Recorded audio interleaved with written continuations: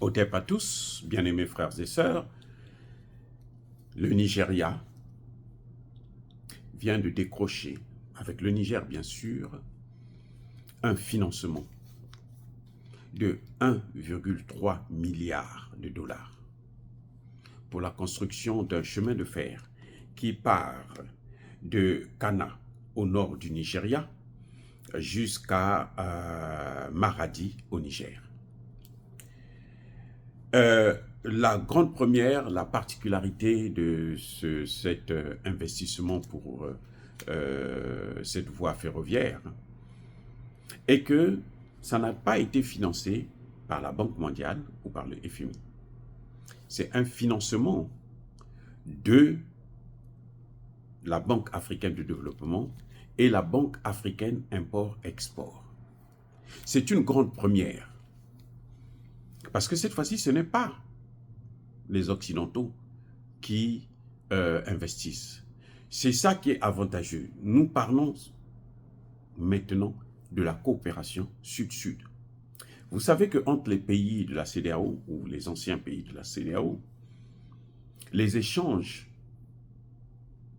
n'étaient que à hauteur de 5%. Donc ces pays de l'Ouest africain vivent de l'import et de l'export avec l'étranger, pas entre eux.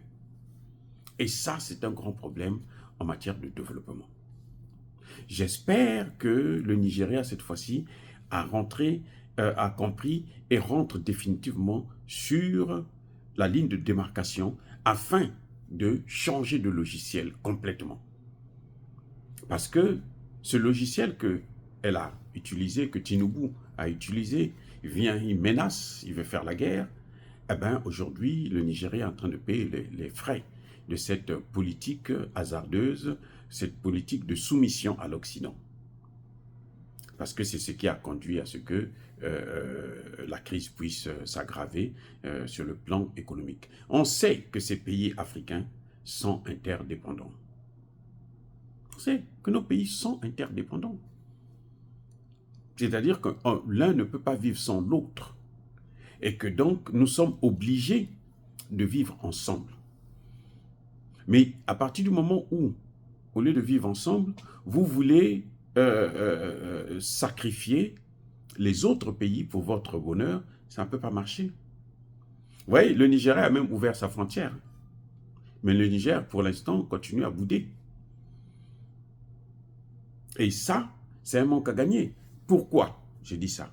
C'est vrai, les milliardaires ne sont pas vraiment touchés par cette crise parce que les milliardaires travaillent avec l'étranger, travaillent avec les États-Unis. Et ils ont le modèle américain où il y a une petite poignée des mains des gens qui sont riches, très riches même, et puis le reste, ils vivent dans la pauvreté et très pauvres. Je vous rappelle encore une fois de plus qu'aux États-Unis, vous avez au moins 65 millions de pauvres et près de 20 millions de sans-abri. Et puis avec l'immigration clandestine qui est en train de prendre une ampleur démesurée, eh bien, la pauvreté est en train d'augmenter.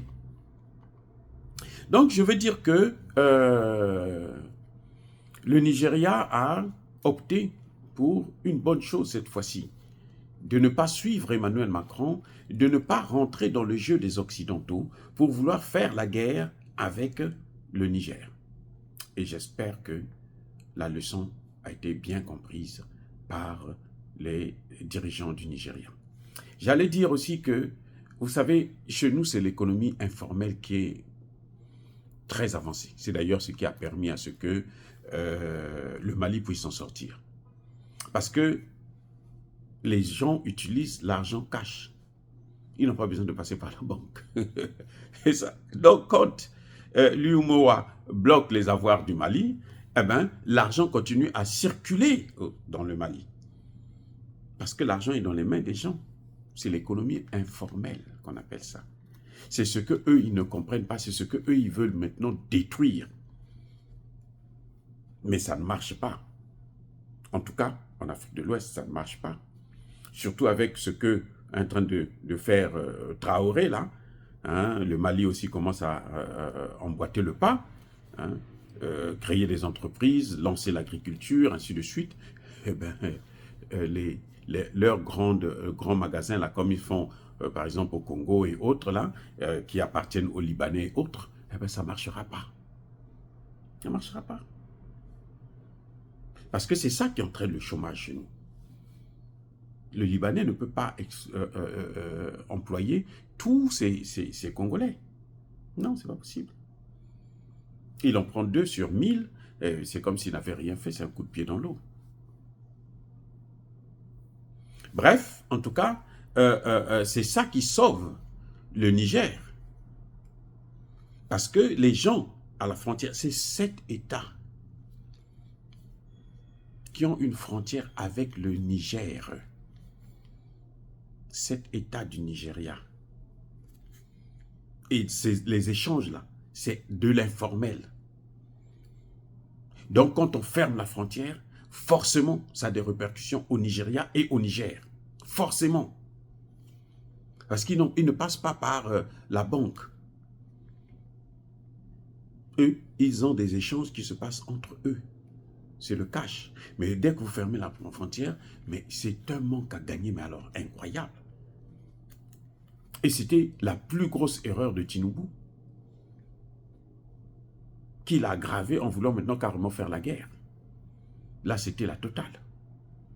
Mais Dieu merci, il a commencé à voir les choses, puisque le Nigeria a maintenant la vraie guerre, la guerre contre le terrorisme, là. Maintenant, ça va commencer au Nigeria. Ce n'est plus comme avant. Oh, bien-aimés frères et sœurs, encore une fois de plus, soyez bénis, abondamment bénis par le Dieu des Kémites et par nos ancêtres angélisés. Mais que tous ceux qui persécutent le continent africain le pillent et le déstabilisent, qu'ils soient noirs, blancs, chinois, arabes, indiens ou qui qu'ils soient punis, maudits, foudroyés, neutralisés, écrasés, effacés par le Dieu des Kémites et par nos ancêtres angélisés. Vive l'Afrique éternelle, j'ai dit et j'assume.